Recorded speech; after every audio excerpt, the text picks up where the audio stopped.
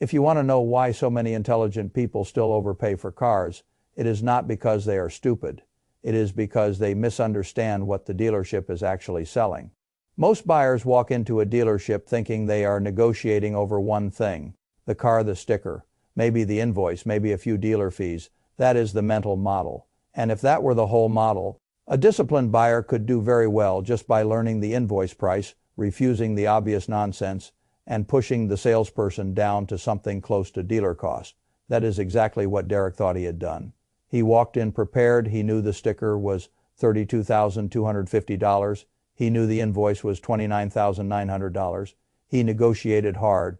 He got the selling price down to $29,950, just $50 above invoice. The salesman leaned back and acted as though the dealership was practically being charitable.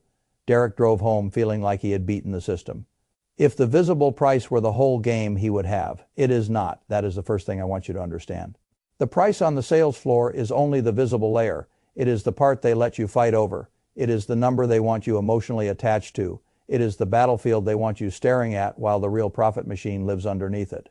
That is why buying a car is one of the clearest examples in modern life of how people lose money. Not because they lack effort, but because they focus on the wrong layer. They negotiate what can be seen and ignore what is designed to stay hidden. Now, let us begin where almost every buyer begins. The invoice price. Buyers treat invoice like truth. They pull it from consumer websites, compare it with MSRP, and assume they now understand the dealer's cost. That is useful, but only in the way a partial map is useful. Better than no map, still not the terrain. The invoice is not the true cost of the car to the dealership. That is the crucial point. Between the manufacturer and the dealer sits a whole private economy of hidden adjustments. Holdback, dealer cash, volume bonuses, regional incentives, floor plan assistance, end manufacturer programs tied to brand metrics and satisfaction scores. None of this appears in the clean little consumer facing picture. The buyer sees invoice and thinks he has found the floor. In reality, he has found the only floor he was meant to see. Let me show you how that works. Take dealer holdback on a car with a $32,250 sticker. A 2% holdback means the manufacturer quietly returns around $645 to the dealership after the sale. At 3%, it is around $967. Derek thought the dealership made $50 because he anchored on the visible gap between invoice and purchase price. In reality, holdback alone turned that story into something very different. And holdback is only one layer. If the manufacturer wants a particular model moved, there may be dealer cash incentives. If the store is chasing a monthly or quarterly target, the sale can be worth more because of volume bonuses. If the region is slow, there may be special local support. If the vehicle sat on financing, floor plan assistance may reduce the dealer's real carrying cost. So when a salesperson tells you they are selling at or near invoice and making nothing, you should understand what that sentence really means. It means they are referring only to the one layer of profit they know you understand. That is not the same as making nothing. Now, I want to pause here and say something important. This does not mean every salesperson is personally dishonest in some melodramatic way. It means the structure itself is layered, and a layered structure is incredibly effective at making the buyer feel informed while keeping him strategically blind. That is why public dealership filings are so revealing. The publicly traded dealer groups tell a much more honest story than the sales pitch does because they have to show investors how money is really made. The average gross profit on a new car can be several $1,000s above invoice before you even walk into the most profitable room in the building. And that room is not the showroom. It is the finance office. This is where the real lesson begins. Most buyers think the hard part of the negotiation ends when they shake hands on the purchase price. It does not. That is when the most profitable part of the transaction begins. The finance manager is not just a clerk processing signatures. He is often the highest earning salesperson in the store. He sits behind the final desk because by the time you reach him, your guard is down. The emotional battle of the showroom is over. You feel relief, you feel decision fatigue, you feel momentum, you want the process to end. That is the precise psychological condition in which people agree to things they would have questioned much harder an hour earlier. That is not an accident. The finance office exists to monetize relief, and it does it beautifully. The first major profit layer is the loan reserve. If the lender approves you at 4%, the dealership may write the deal at 5%. That extra point is not there by divine law. It is there because the dealership is paid on the spread across enough transactions that becomes hundreds of dollars per car. Pure profit created by your willingness to focus on the monthly payment instead of the underlying rate. Then comes the extended warranty. Now, I am not against warranties in every context. Some products can be sensible, but buyers need to understand what is happening. The product is often presented as security, but from the dealership's point of view, it is margin. Large margin, the difference between what the product costs them and what they sell it to you for, can be enormous. Then there is gap insurance. Gap insurance itself is not nonsense. If you finance a depreciating asset and the car is totaled early, you can owe more than the car is worth. That is a real problem. But the dealership does not merely solve the problem. It adds profit to the solution. Then the smaller add-ons come: wheel protection, paint coating, fabric guard, key replacement, prepaid maintenance. Accessories dressed up as prudence. Each item may look small. Together they turn a supposedly low-margin deal into a very profitable one. And then there are the document charges. This is one of my favorite examples of modern pricing psychology. People imagine fees must correspond to effort. They do not. The dealer prints paperwork, files registration, handles temporary tags, runs electronic contracting, maybe a notary step, and suddenly the buyer is paying hundreds of dollars in charges that feel official enough not to question. The brilliance of this layer is that it disguises profit as procedure.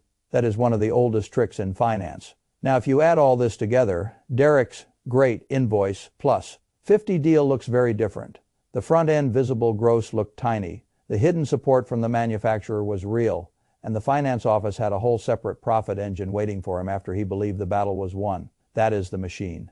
And most buyers never really see it because they were trained to think the story ends with the selling price. It does not. Now let us bring in Travis, because this is where the lesson becomes even more interesting.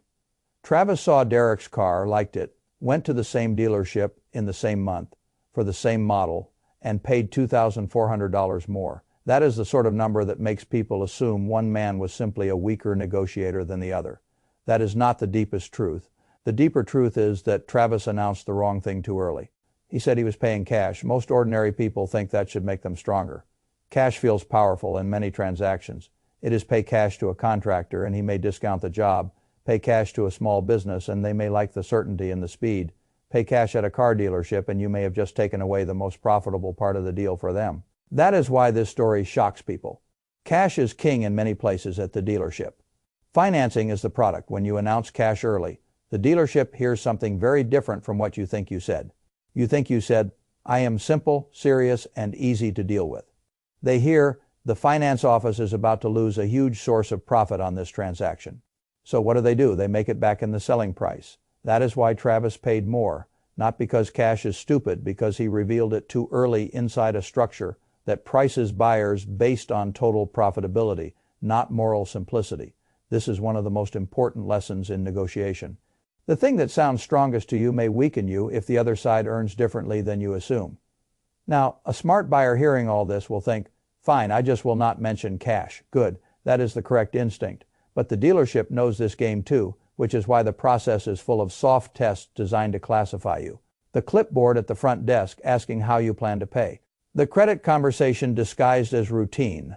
The loan application moving forward early in the process. These are not random administrative habits.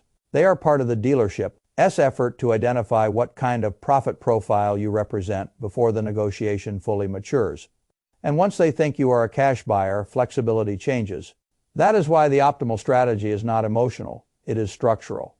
Walk in as a financing buyer, do not volunteer that you intend to pay cash, ask a very plain question early enough to matter. What is the loan origination fee? That question tells you something important. If the dealership has no real upfront loan fee and the contract has no prepayment penalty, then the economics change in your favor dramatically, because now you can do something simple and very effective. You can negotiate as the high-profit customer they want you to be. You can use their expected finance profit to push harder on the purchase price. You can refuse or discount many of the garbage add-ons in the finance office. You can read every fee line by line like an adult, instead of signing like a tourist, and then after the deal closes and the car is yours, you can pay the loan off almost immediately. That is the move. Not because debt is wonderful, not because interest is your friend, because temporary financing can be used as a negotiating tool. if it gets you the financing, buyer price without meaningfully paying for the financing. This is why I keep saying the right answer is rarely found on the surface. The buyer who insists on moral simplicity often pays for it. The buyer who understands the hidden structure can let the system classify him one way, price him one way, and then unwind the expensive part before it ever has time to matter much. Now, I want to be careful here. This strategy only works if the numbers work. If there is a loan origination fee, measure it. If there is a prepayment penalty, measure it. If the dealer discount from appearing to finance is smaller than the total cost of escaping the financing, then the strategy is weaker. But in many cases, the logic still stands because the discount on the selling price can be large enough to overwhelm the small administrative cost of financing. Briefly, that is why I always tell people the same thing. Run the numbers. Do not perform principles. That is how people stay poor in negotiation. They fall in love with the feeling of being a cash buyer or an invoice buyer or a smart shopper. And the other side quietly monetizes that identity. The system does not pay you for feeling informed. It pays the side that understands where the hidden profits actually live. Now let me step back and tell you what this whole car story is really about, because it is bigger than cars. Most people lose money in life at the layer they are not looking at. They negotiate the visible number and ignore the incentive structure. They compare prices and ignore financing. They celebrate discounts and ignore fees. They focus on the showroom while the real extraction happens in the room behind it. That is not only a dealership lesson, that is a life lesson. Banks do this, insurance companies do this, brokerages do this, governments do this. The visible line is often there to absorb your attention while the real margins live underneath. Once you understand that, your entire relationship to money improves. You stop asking only, what is the price? You begin asking, where does the other side really make its money? That one question is worth a great deal. Now, if I were buying a car tomorrow, I would not walk in trying to prove I am smarter than the salesman. That is ego. I would walk in trying to understand the structure better than the system expects me to. That is different. I would know the invoice, yes, but I would know invoice is not truth. I would negotiate the car as a financing buyer. I would ask about origination fees. I would inspect the contract for prepayment penalties. I would resist or heavily negotiate the finance office products.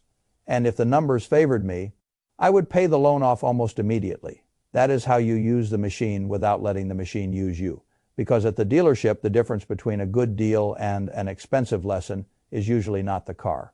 It is whether you understood the invisible layers before you walked into the most profitable room in the building.